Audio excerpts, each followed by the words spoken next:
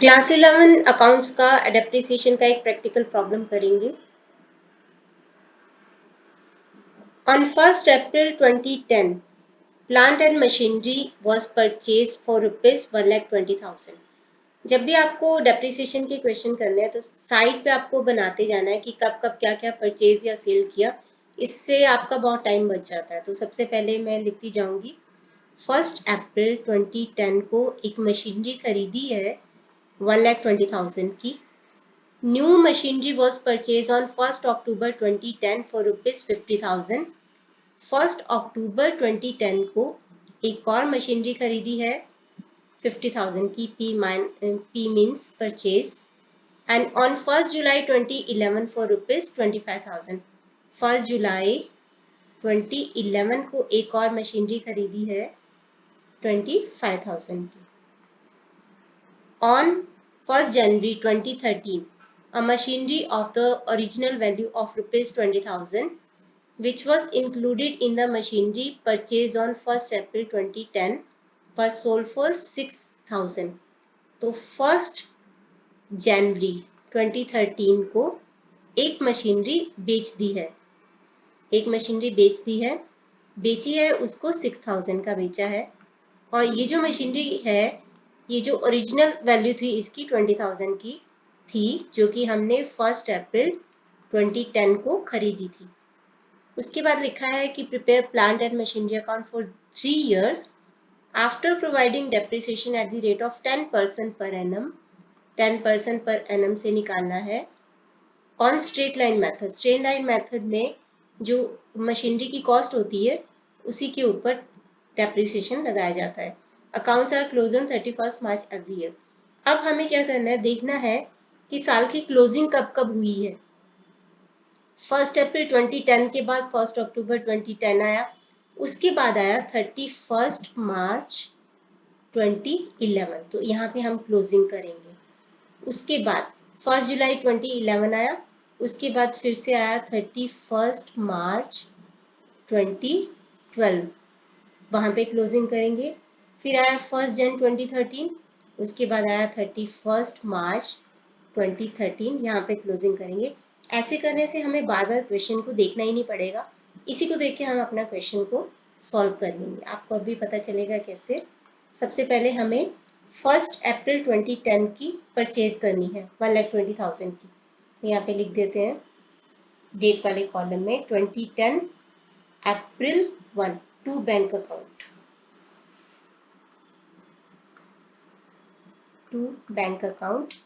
ये मशीनरी खरीदी है 1,20,000 की। ये वाली एंट्री कर दी, इसको टिक करते जाओ। फिर उसके बाद 1st October को October 1 टू बैंक अकाउंट 50,000। अब इसको टिक कर दो। अब उसके बाद हम क्लोजिंग करते हैं। क्लोजिंग में हम डेप्रिसिएशन करते हैं और क्लोजिंग वैल्यू निकालते हैं। तो यहाँ पे डेट भी हमने लिख दी है, तो डेट का भी कोई झंझट नहीं है। ये तो ऐसे क्वेश्चन में डेट याद भूल जाती है कि क्या डेट थी बार बार। तो बाय डेप्रिसिएशन अकाउंट। अब क्या है, डेप्रिसिएशन दोनों का अलग अलग निकालना पड़ेगा, क्योंकि 1,20,000 की जो मशीनरी थी वो 1st April को खरीदी। हम लगा रहे हैं 31st March को डेप्रिसिएशन, यानी कि पूरे साल का 1,20,000 के ऊपर 10% से डेप्रिसिएशन लगेगा 12,000 का। दूसरी जो मशीनरी हमने खरीदी है वो खरीदी है 1st October को। तो 31st March तक हमारे बंदे 6 महीने। तो 50,000 के ऊपर 10% से 6/12, 6 महीने का इसके ऊपर डेप्रिसिएशन लगेगा। तो ये लगेगा 2,500 का। तो यहाँ पे लिख देते हैं 12,000 एंड 2,500। तो हम क्या करेंगे, इनर कॉलम में इन दोनों को दिखाएंगे और आउटर कॉलम में एक साथ दिखा देंगे। मशीनरी 1 का है 12,000 और मशीनरी 2 का है 2,500। तो ये टोटल हो गया 14,500। अब आपके पास दो तरीके होते हैं कि या तो आप ऐसे कर सकते हो कि पहली वाली मशीन में से उसका डेप्रिसिएशन माइनस किया, उसका बाय बैलेंस सीडी कर दिया। दूसरी मशीनरी में से उसका डेप्रिसिएशन माइनस किया, उसका बाय बैलेंस सीडी कर दिया। पिछले क्वेश्चन में 11th वाले में हमने ऐसे ही किया था, क्योंकि आंसर उस तरीके से दे रखा था कि अलग अलग बैलेंस निकाला हुआ था। तो अभी यहाँ पे एक साथ ही बैलेंस निकाला हुआ है, तो मैं इस मेथड से भी करके एक बार आपको दिखा देती हूँ। इस मेथड में आपको कुछ नहीं करना, जस्ट डेबिट साइड का टोटल करो। डेबिट साइड का टोटल आ गया यहाँ पे 1,70,000 और इसमें से टोटल डेप्रिसिएशन को माइनस कर दो। तो 1,70,000 में से माइनस करेंगे 14,500 को, तो ये आ गया हमारे पास 1,50,000 55,500 और सीधा दिखा देंगे हम बाय बैलेंस CD। ये हो गया हमारा फर्स्ट ईयर का मशीनरी अकाउंट। अब इसको भी हम टिक कर देते हैं, जो कि हम कर चुके हैं। 1 जुलाई 2011 को फिर से परचेज की है 25,000 की, तो इसको भी दिखा देते हैं अभी। 2011 जुलाई 1 टू बैंक अकाउंट 25,000 की हमने मशीनरी खरीदी, इसको भी टिक करते जाओ। अब फिर क्लोजिंग कर दो 2012 मार्च 31। यहाँ पे आपके स्पेस ज़्यादा होगा कॉपी में, तो आप पूरा लिखना। तो बाय डेप्रिसिएशन अकाउंट। अब डेप्रिसिएशन अकाउंट में वैसे ही मैं कर रही हूँ, 3 मशीनरी हो गई। अब तीनों का डेप्रिसिएशन अलग अलग दिखा के टोटल यहाँ पे कर देंगे। अब जो पहली मशीनरी थी 1,20,000 की, 1,20,000 की थी, उसका डेप्रिसिएशन 12,000 आ जाएगा 10% से। दूसरी मशीनरी यहाँ पे हमने 6 महीने का इसलिए लगाया था क्योंकि 1 अक्टूबर से 31 मार्च तक 6 महीने यूज की थी, लेकिन उसके बाद अब पूरा साल हो गया उसको यूज करते हुए, तो 50,000 के ऊपर 5,000 हो जाएगा 10% से। ये जो थर्ड मशीनरी हमने खरीदी है, ये खरीदी है 1 जुलाई को और 31 मार्च तक हमारे बनते हैं 9 मंथ्स। तो 25,000 के ऊपर 10% से 9 मंथ्स का डेप्रिसिएशन। तो 25,000 के ऊपर 10% से 9 मंथ्स का डेप्रिसिएशन होगा 1,875। तो तीनों डेप्रिसिएशन को हम यहाँ पे दिखा देते हैं। तीनों डेप्रिसिएशन को यहाँ पे दिखाएंगे, तो ये हो जाएगा 12,000, 5,000 एंड 1,875। अब तीनों का टोटल करके यहाँ पे ऐड कर देते हैं। 17,000 प्लस 1,875, ये हो गया हमारे पास 18,875। तो हमने यहाँ पे क्लोजिंग भी इसकी कर दी है। यहाँ तक का क्वेश्चन हमने कर दिया। अब क्या करेंगे, बाय बैलेंस CD, वो भी क्लोजिंग का पार्ट होता है। तो by balance carry down, debit side का टोटल कर दो, क्योंकि हम अलग अलग बैलेंस CD नहीं कर रहे हैं, तो जस्ट डेबिट से 1 मिनट ये वाला इधर लेके जाना है याद से। अप्रैल 1 को to balance BD, by balance CD किया तो यहाँ पे टू बैलेंस BD भी करना है। 1,55,500 प्लस 25,000 ऐड कर देते हैं। ये आ गया हमारे पास 1,80,500।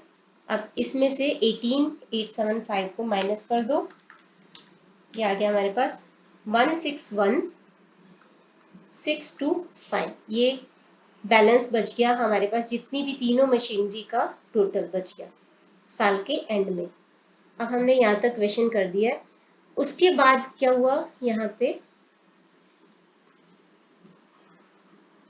सेल किया गया मशीनरी को, तो उसका मुझे थोड़ा सा आपको वर्किंग नोट में एक्सप्लेन करके दिखाना है।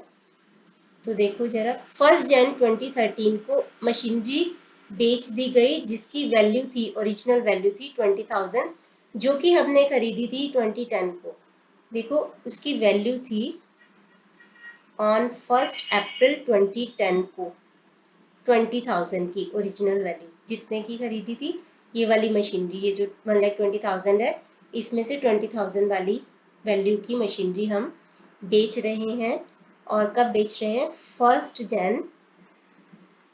जन 2013 को। तो यहाँ तक उसके ऊपर डेप्रिसिएशन लगा होगा, तो जो वैल्यू बचेगी उसके हिसाब से हम देखेंगे कि उसको हमने लॉस पे बेचा या गेन पे बेचा। तो सबसे पहले 1 अप्रैल 2010 से लेके 1 जन 2013 तक 31 मार्च 2011 आया, 31 मार्च 2012 आया, और उसके बाद ये 31 मार्च के बाद ये कुछ महीने आए। तो पहले 2 साल का डेप्रिसिएशन हम इसमें से माइनस कर देंगे, क्योंकि ये स्ट्रेट लाइन मेथड है तो ओरिजिनल कॉस्ट के ऊपर ही डेप्रिसिएशन लगता है। तो 20,000 का 10% 2000 होता है, 2000 इंटू 2 ईयर्स 4000। तो डेप्रिसिएशन को 2 सालों की डेप्रिसिएशन को माइनस कर देंगे। 2 सालों का डेप्रिसिएशन होता है 4000, माइनस किया तो ये आ गई वैल्यू 16,000। ये वैल्यू 2 साल के बाद आई होगी, यानी कि ये वैल्यू आई होगी 1 अप्रैल 2012 को। अब हमें वैल्यू कौन सी डेट को निकालनी है? जिस डेट को हमने सेल किया उसको। तो 1 अप्रैल 2012 से लेके 1 जनवरी 2013 तक 9 मंथ्स होते हैं। 9 मंथ्स होते हैं। तो 9 मंथ्स का ओरिजिनल वैल्यू के ऊपर डेप्रिसिएशन लगाएंगे। तो 20,000 का 10% का 9 मंथ्स का डेप्रिसिएशन यहाँ पे लगाएंगे। तो ये हो जाएगा 2000 इंटू 9/12 1500। तो यहाँ पे हम 1500 माइनस करेंगे, less depreciation for 9 months. 9 months का डेप्रिसिएशन माइनस किया तो इसकी वैल्यू जिस डेट को हमने सेल किया इसको, उस डेट को इसकी वैल्यू आ गई है 14,500। अब देखो ये वाला डेप्रिसिएशन हमें दिखाना है, क्योंकि ये वाला डेप्रिसिएशन ऑलरेडी हम 2 सालों में डेप्रिसिएशन में दिखा चुके हैं इस वाली मशीनरी का, लेकिन ये 1500 का डेप्रिसिएशन हमें दिखाना पड़ेगा यहाँ पे। तो हम लिखेंगे क्या यहाँ पे 2013 जनवरी 1 बाय डेप्रिसिएशन, इसका 9 मंथ्स का डेप्रिसिएशन दिखाया। अब इसको सेल किया था तो इसकी सेल वैल्यू कितनी थी? सेल किया था इसको 6000 पे, कम पे सेल किया है तो इसका मतलब बाकी लॉस हो गया, हमने लॉस पे बेचा उसको। तो लॉस कितने का हुआ? 8500 का। तो यहाँ पे सेम डेट को लिखेंगे, पहले जितने का सेल किया, यानी बाय बैंक अकाउंट 6000 और by loss on sale of asset account ये आ गया 8500। तो ये 20,000 वाली मशीनरी हम बेच चुके हैं, अब याद रखना। अब जो बाकी जो मशीनरी बची है, यहाँ तक हमने कर लिया, ये वाला पार्ट भी कर लिया। अब हमें क्लोजिंग करनी है। क्लोजिंग किसकी करनी है? इस 1,20,000 में से, इस 1,20,000 में से 20,000 वाली मशीनरी हम बेच चुके हैं, याद रखना। तो बचा क्या? 1 लाख। तो इस 1 लाख के ऊपर 10% से डेप्रिसिएशन, इस 50,000 के ऊपर 10% से डेप्रिसिएशन, और ये थर्ड वाली मशीनरी के ऊपर 25,000 के ऊपर डेप्रिसिएशन हमें लगाना है। 3 मशीनरी का डेप्रिसिएशन हमें लगाना है 2013 मार्च 31। तो बाय डेप्रिसिएशन, तो पहले वाली जो मशीनरी है, दूसरी और तीसरी, पहले वाली 1 लाख की बची, उसका 10% होता है 10,000। दूसरी खरीदी थी 50,000 की, उसका 10% होता है 5,000। तीसरी खरीदी 25,000। यहाँ पे हमने 9 मंथ्स का डेप्रिसिएशन लगाया था क्योंकि 9 मंथ्स यूज किया था। अब हमें उसको यूज करते पूरा साल हो गया, तो इस 25,000 के ऊपर भी 10% ही पूरे साल का 2,500 का डेप्रिसिएशन लगाएंगे। टोटल डेप्रिसिएशन हो गया 17,500। अब इसको बैलेंस को पहले तो इधर दिखा दो, नेक्स्ट डेट को 2012 अप्रैल 1 अगली डेट को दिखाते हैं। तो टू बैलेंस BD हमारे पास मशीनरी बची थी 161,625। तो ये सारी जो अमाउंट्स हैं, ये सारी जो अमाउंट्स हैं इनको माइनस कर देते हैं, और हमारे पास जो बैलेंस बचेगा वो होगा हमारा बाय बैलेंस CD।